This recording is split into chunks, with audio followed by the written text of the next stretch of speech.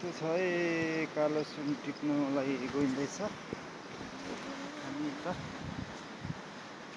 हाम्रो गाउँघरको दृश्य यो माथि मुकुमलुङ पाथिबाराको फेदी यता फुङलिङ बजारको माथि माथि माथि ताप्लेजुङ जिल्लाको फुङलिङ बजार सदरमुकामदेखि मुनि चाहिँ बादल लागिरहेछ। यस्तो छ साथी हो हाम्रो चाहिँ गाउँघर।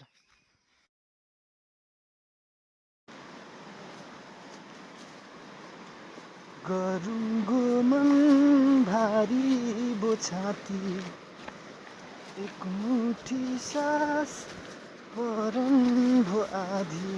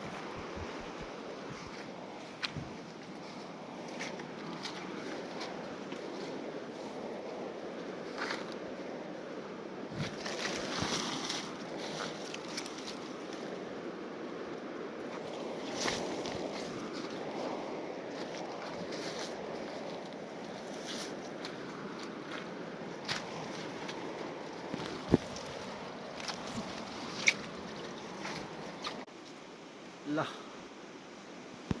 यस्तो छ है हाम्रोतिर कालो सुन। जस्ती हामीले आएर फाँडेको हो कि यो फेरि पलाइहाल्छ नि। 15 दिन नपुग्दै यो निगुरोहरू पलाइहाल्दो रहेछ क्या जङ्गल।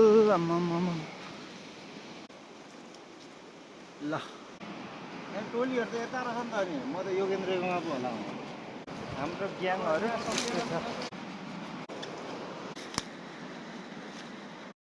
मान्छे गलेर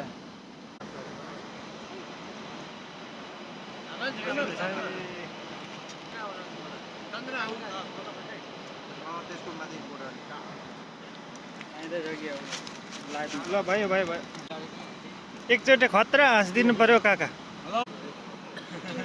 मुस्कानै कडा छ हाम्रो अङ्कलजीको।